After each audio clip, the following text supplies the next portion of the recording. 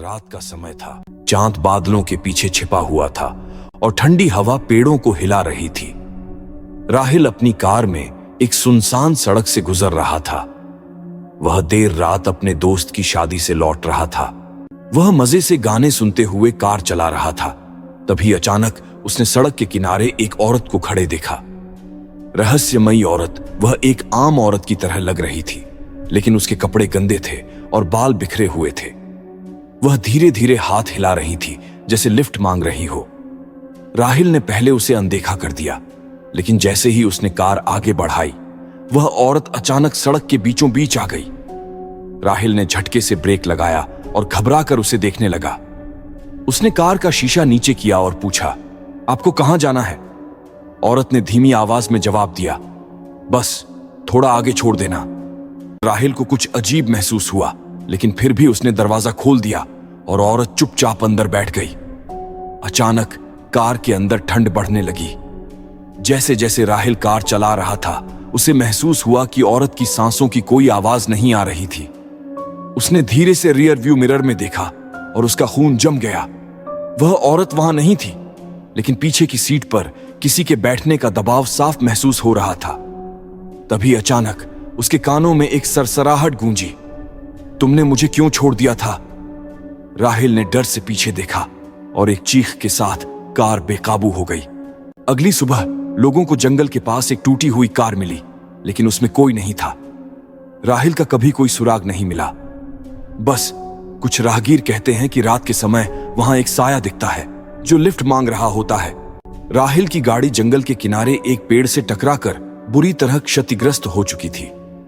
अगली सुबह जब कुछ स्थानीय लोग वहां से गुजरे तो उन्होंने टूटी हुई कार देखी, लेकिन उसमें कोई नहीं था। पुलिस को बुलाया गया, लेकिन राहिल का कोई सुराग नहीं मिला, न कार में न आसपास के इलाके में। राहिल के परिवार वालों को जब इस घटना की खबर मिली तो वे तुरंत मौके पर पहुंचे, लेकिन उनके लिए सबसे चौंकाने वाली बात यह थी कि राहिल की गाड़ी के अंदर और बाहर कोई खून का निशान तक नहीं था। ऐसा लग रहा था जैसे वह हवा में ही गायब हो गया हो। पुलिस ने गांव वालों से पूछताछ की तो एक बूढ़े आदमी ने कांपती आवाज में कहा, यह पहली बार नहीं हुआ। इससे पहले भी जो लोग इस रास्ते से गुजरे वे कभी लौटकर नहीं आए। यह सुनकर राहिल के परिवार वालों के होश उड़ गए।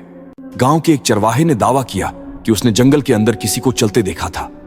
उसने कहा वह राहिल ही था, लेकिन वह पूरी तरह बदल चुका था। उसकी आंखें सुर्ख लाल थीं और उसके चेहरे पर एक अजीब सी मुस्कान थी। पुलिस और गांव वालों ने जंगल में जाकर उसे खोजने की कोशिश की, लेकिन वहां कुछ भी नहीं मिला। कुछ दिन बाद राहिल की मां को एक फोन आया। जब उन्होंने फोन उठाया तो दूसरी तरफ से एक धीमी और घबराई हुई आवाज आई, मां, मुझे बचा लो, वे मुझे लेने आ रहे हैं। वे बहुत अंधेरे में रहते हैं।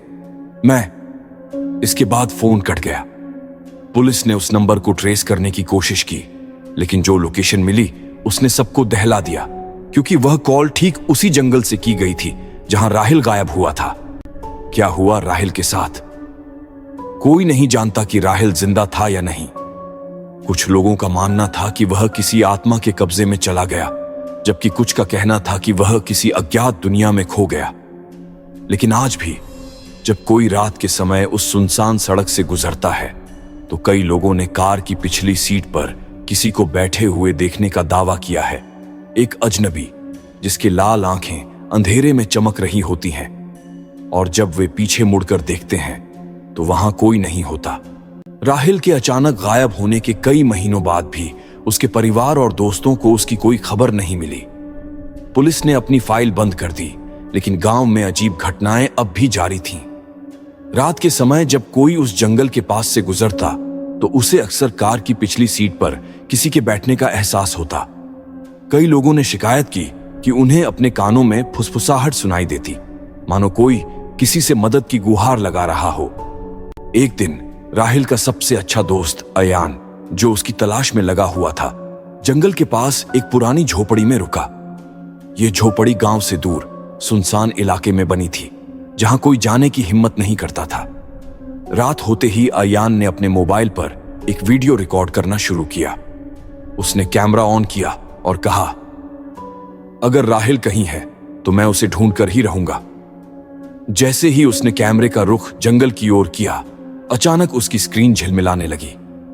वहां एक धुंधली परछाई दिखाई दी जो बहुत तेजी से उसकी तरफ बढ़ रही थी।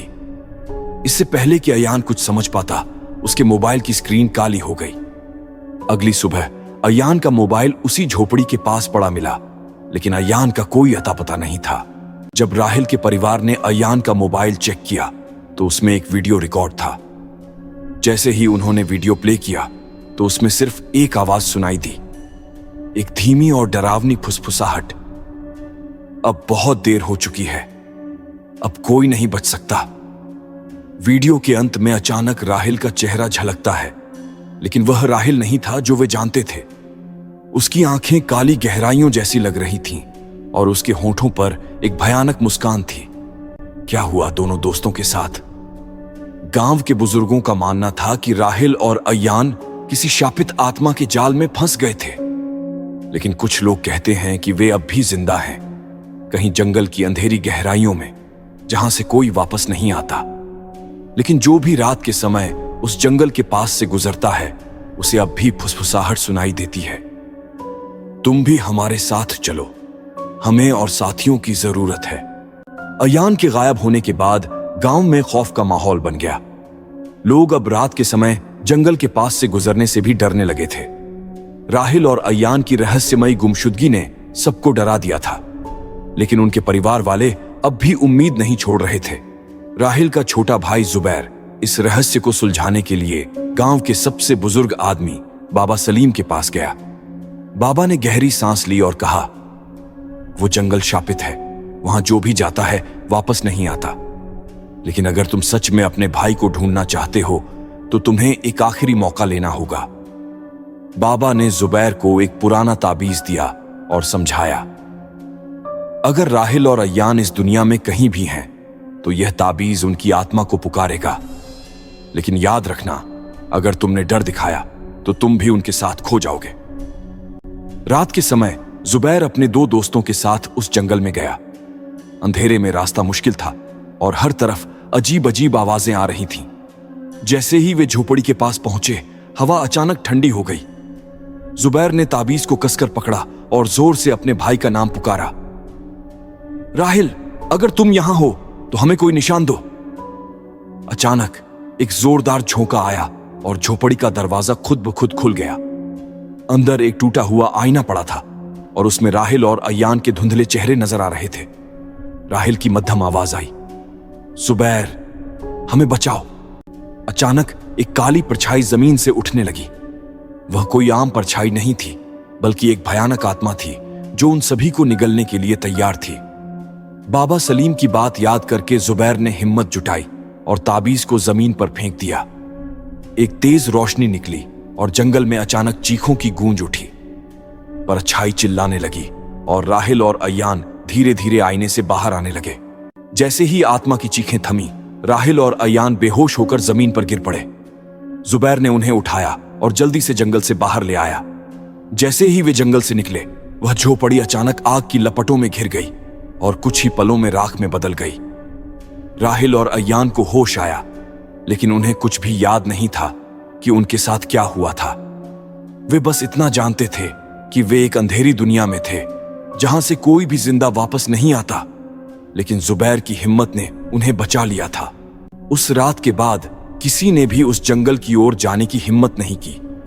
जो भी उस सुनसान रास्ते से गुजरता, उसे कोई फुसफुसाहट सुनाई नहीं देती थी, ना ही कोई रहस्यमयी साया दिखाई देता था।